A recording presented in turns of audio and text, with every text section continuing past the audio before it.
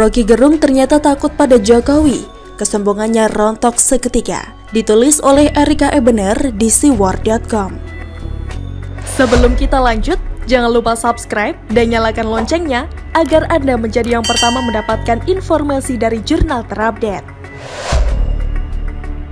Kalau Indonesia ini kita analogikan sebagai sebuah danau besar, sosok seperti Roky Gerung, Tengku Zul, dan Fadlizon ibarat kerikil kecil sekali, yang dilemparkan oleh seseorang ke tepian danau yang tenang untuk menciptakan riak. Sedangkan FPI dulu waktu masih belum berstatus ormas terlarang, ibarat batu, bukan batu dengan ukuran besar, tapi memang batu yang juga dilempar orang ke tengah danau untuk membuat air danau beriak lebih besar. Ketiga nama yang saya sebut di atas itu memiliki karakter penokohan yang hampir sama. Pertama, mereka semua mengesankan dirinya pintar, seperti Roky Gerung mengaku sebagai seorang akademisi pada awalnya, lalu gelar akademisinya kebongkar dan tidak lagi mengajar di UI, hingga kemudian statusnya berubah dan mengaku sebagai seorang penemu, tanda kutip loh ya, dari kata dungu. Tengku Zul mengaku pintar dalam soal ilmu agama Islam, tapi tulisan-tulisannya di media sosial lebih sering menuliskan tentang kedunguan ketimbang tentang ajaran Islam yang benar. Dan Fadlizon mengaku seorang pintar dalam hal politik, bukan berpolitik, tapi dia tidak mampu mempertahankan kedudukan sebagai penggede Partai Gerindra. Kedua, mereka semua mengesankan diri sebagai pemuja demokrasi, tapi yang dikedepankan hanya kekonyolan. Ketiga, mereka semua mengesankan licik dan licin, hingga mampu membuat rakyat Indonesia berkata, kenapa sih polisi tidak juga menangkap mereka, padahal omongannya sering menghina. Keempat, mereka semua mengesankan kesombongan dan kepongahan sebagai akibat dari nomor 1, 2, dan 3. Padahal, dunia menetapkan dan menggariskan bahwa tidak ada istilah negara kalah, yang ada adalah istilah negara mengalah. Jika selama ini nyinyiran ketiga orang ini masih bebas berkeliaran, itu bukan karena negara kalah, tapi negara mengalah. Semua nyinyiran yang mereka tulis atau katakan dan ditujukan pada pemerintah, terutama pada Presiden Jokowi sebagai kepala negara, selalu didiamkan. Pun dengan rakyat Indonesia, selama ini nyinyiran yang dibuat oleh ketiga orang ini maksimal hanya diributkan dan digaduhkan, tapi tidak ada seorang pun yang mau meluangkan waktu untuk melakukan proses pelaporan. Mungkin negara dan rakyat Indonesia berpikir, apakah padan melaporkan mereka ke kepolisian? Karena yang namanya proses pelaporan itu pasti membutuhkan tenaga, waktu, dan uang. Sikap malas negara dan rakyat Indonesia untuk memperkaya mereka jelas dipahami oleh ketiga orang ini. Itu sebabnya semakin hari kepongahan mereka semakin menjadi. Tapi kawan-kawan, ketika ada pihak baik dari negara maupun dari rakyat Indonesia yang serius mau melaporkan nyinyiran mereka ke kepolisian, niscaya mereka akan ketakutan. Karena pada dasarnya tidak ada seorang pun yang berani berhadapan dengan hukum pidana ketika mereka atau kita sadar bahwa apa yang dilaporkan memenuhi unsur pasal pidananya. Terlebih jika media terlibat dan memblow up berita pelaporannya, niscaya polisi pun tidak akan punya banyak pilihan kecuali memproses laporannya secara terbuka. Dan itu yang terjadi pada Roky Gerung sekarang. Roky Gerung yang selama ini dikenal sebagai seorang yang selalu nyinyir pada Presiden Jokowi, sekarang ini sedang dalam kondisi ketakutan yang akut karena munculnya berita ada orang yang serius melaporkan pernyataannya yang mengatakan bukan Undang-Undang ITE yang mesti direvisi, tetapi otak Presiden. Dalam ketakutannya, Roky Gerung berdalih bahwa dirinya sama sekali tidak sedang menghina Jokowi. Dia tidak pernah mengatakan bahwa otak Jokowi yang harus direvisi, dia hanya mengatakan bahwa otak Presiden yang harus direvisi.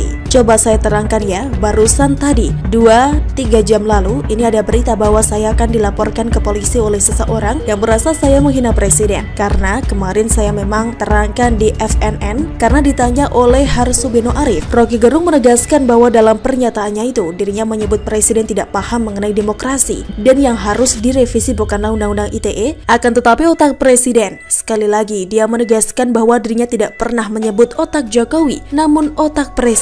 Ibarat keluar dari mulut buaya masuk mulut singa. Kepintaran, kesombongan, dan kelicikan seorang Roky Gerung berubah seketika menjadi sebuah kedunguan. Roky Gerung yang selalu mengesankan dirinya tahu dan paham akan segala hal termasuk hukum tiba-tiba kepeleset dengan omongannya sendiri. Karena pada dasarnya menghina Presiden dengan mengatakan otak Presiden yang harus direvisi, Roky Gerung akan dihadapkan dengan pasal penghinaan Presiden yang deliknya umum, di mana tanpa laporan pun penghinaan Presiden hukumnya bisa langsung diproses. Sedangkan jika Roky Gerung mengaku menghina Jokowi, maka Roky Gerung akan dihadapkan dengan pasal penghinaan KUHP yang deliknya aduan, di mana si korbanlah yang hanya bisa melaporkan. Coba kalau Roky Gerung tidak menggarisbawahi bahwa yang harus harus direvisi itu adalah otak presiden, atau merubah pernyataannya bahwa dia mengatakan otak Jokowi yang harus direvisi, mungkin Rocky Gerung akan selamat. Karena saya pikir Jokowi sebagai pribadi tidak akan merepotkan diri untuk melaporkan sebuah kerikil kecil seperti Rocky Gerung ke kepolisian, kecuali jika Jokowi iseng. Tapi dengan penekanan yang dia berikan bahwa yang harus direvisi adalah otak presiden, maka tanpa laporan dari pihak manapun polisi akan bisa langsung memproses hukum penghinaan presiden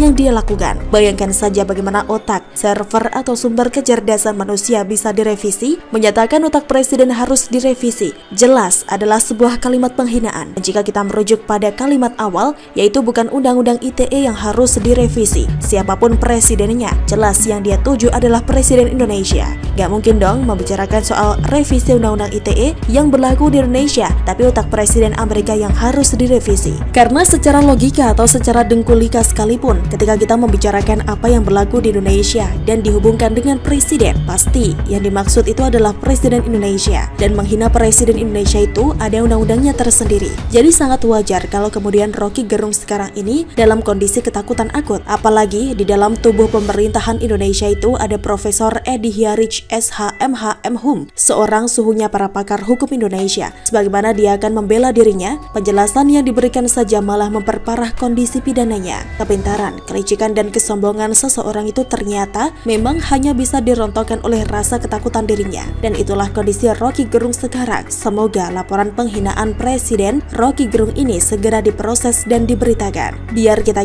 bisa mau puas dia secara massal. Gibran, belajarlah dari Jokowi, jangan dari menantu jenderal. Ditulis oleh Muhlas Primawardani di siwar.com. Sebelum kita lanjut, jangan lupa subscribe dan nyalakan loncengnya agar Anda menjadi yang pertama mendapatkan informasi dari jurnal terupdate.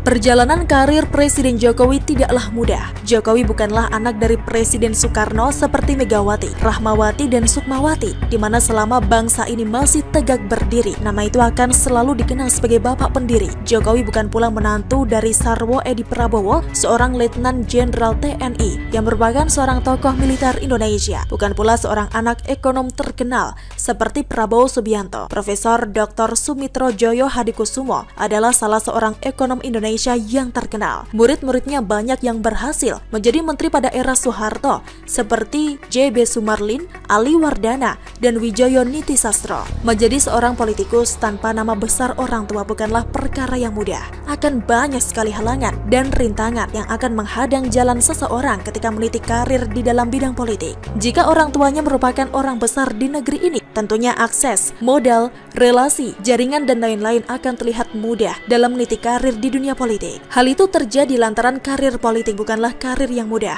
Karir seorang politikus begitu dinamis dengan segala mekanisme pergolakannya antara lembaga negara, partai, kepentingan rakyat, jebakan musuh politik, dan lain sebagainya. Bagaimana Jokowi yang anak dari orang biasa mampu meniti karir menjadi seorang presiden hingga 2 periode? Tentu kita perlu belajar dari perjalanan hidupnya. Joko Widodo lahir dari pasangan Wijiatno Notomiharjo dan Sujiatmi. Dia anak sulung dan putra satu-satunya dari 4 bersaudara. Dia sebenarnya memiliki seorang adik laki-laki bernama Joko Lukito, tetapi meninggal saat persalinan. Pendidikannya diawali dengan masuk Sekolah Dasar Negeri 112 Tirtoyoso yang dikenal sebagai sekolah untuk kalangan menengah ke bawah. Dengan kesulitan hidup yang dialami, dia terpaksa berdagang, mengojek payung, dan jadi kuli panggul untuk mencari sendiri keperluan sekolah dan uang jajan sehari-hari. Saat anak-anak lain ke sekolah dengan sepeda, dia memilih untuk tetap berjalan kaki. Mewarisi keahlian bertukang kayu dari ayahnya, dia mulai bekerja sebagai penggergaji di umur 12 tahun. Jokowi kecil telah mengalami penggusuran rumah sebanyak 3 kali. Penggusuran yang dialaminya sebanyak 3 kali pada masa kecil memengaruhi cara berpikirnya dan kepemimpinannya. Hal itu pula yang menjadikan dia sebagai sosok humanis dalam hal penertiban pemukiman dan perdagangan rakyat kecil. Setelah lulus sekolah dasar, dia kemudian melanjutkan pendidikan di SMP Negeri 1 Surakarta. Ketika lulus SMP, dia sempat ingin masuk ke SMA Negeri 1 Surakarta, namun gagal sehingga pada akhirnya dia masuk ke SMA Negeri 6 Surakarta. Jokowi akhirnya menikah dengan Iriana di Solo tanggal 24 Desember 1986 dan memiliki 3 orang anak, yaitu Gibran Rakabuming Raka 1988, Kahiyang Ayu 1991, dan Kaisang Pangarep 1995. Masa kuliah dan berwirausaha dengan kemampuan akademis yang dimiliki, dia diterima di jurusan Kehutanan, Fakultas Kehutanan Universitas Gadjah Mada. Kesempatan ini dimanfaatkannya untuk belajar struktur kayu, pemanfaatan dan teknologinya. Dia berhasil menyelesaikan pendidikannya dengan judul skripsi, studi tentang pola konsumsi kayu lapis pada pemakaian akhir di Kodia Surakarta. Selain kuliah, dia juga tercatat aktif sebagai anggota Mapala Silvagama. Setelah lulus pada tahun 1985,